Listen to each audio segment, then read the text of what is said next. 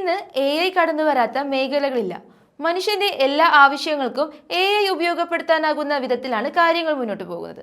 ഇപ്പോഴിതാ മൃഗങ്ങളുടെ ശബ്ദങ്ങൾ AI ഉപയോഗിച്ച് മനുഷ്യഭാഷയിലേക്ക് വിവർത്തനം ചെയ്യാനുള്ള പദ്ധതിയുമായി എത്തിയിരിക്കുകയാണ് ചൈനീസ് കമ്പനി. ബെയ്ജിംഗ് ആസ്ഥാനമായ സെർച്ച് എഞ്ചിൻ കമ്പനിയാണ് ഹൈടെക് വിവർത്തന സംവിധാനത്തിനായി ചൈനയിലെ national intellectual property administration patent file ചെയ്തിരിക്കുന്നത്. മൃഗങ്ങളുടെ ശബ്ദം, ശരീരഭാഷ, പെരുമാറ്റത്തിലെ മാറ്റങ്ങൾ, മറ്റു സൂചനകൾ എന്നിവയുൾപ്പെടെ ആദ്യം ശേഖരിക്കും.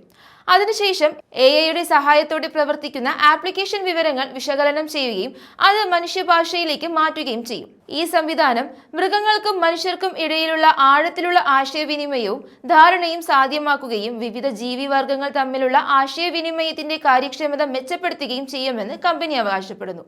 ബൈഡു എന്ന കമ്പനിയാണ് AI സംവിധാനം വികസിപ്പിക്കുന്നതെന്ന് South China Morning Post report ചെയ്തു. പദ്ധതി വിജയിച്ചാൽ കൃത്രിമ ബുദ്ധിയുടെ സഹായത്തോടെ വളർത്തുനായയുടെ കുര മനുഷ്യഭാഷയിലേക്ക് വിവർത്തനം ചെയ്യാൻ ഭാവിയിൽ സാധിച്ചേക്കാം.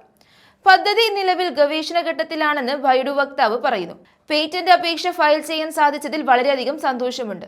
ഒരു AI കമ്പനി എന്ന നിലയിൽ വിവിധ സാഹചര്യങ്ങളിൽ പുതിയ സാങ്കേതിക വിദ്യകൾ പ്രയോഗിക്കാൻ ഞങ്ങൾ നിരന്തരം ശ്രമിക്കുകയാണെന്നും അദ്ദേഹം അവകാശപ്പെടുന്നു. ഡിസംബറിലാണ് കമ്പനി പേറ്റന്റിന്റെ അപേക്ഷ സമർപ്പിച്ചത്. എന്നാൽ ഈ ആഴ്ച ആദ്യമാണ് ഇത് സംബന്ധിച്ച വിവരങ്ങൾ പുറത്തുവരുന്നത്. മൃഗങ്ങളുടെ ശബ്ദങ്ങൾ മനസ്സിലാക്കാൻ ശാസ്ത്രലോകം ശ്രമിക്കുന്നത് ഇത് ആദ്യമായല്ല.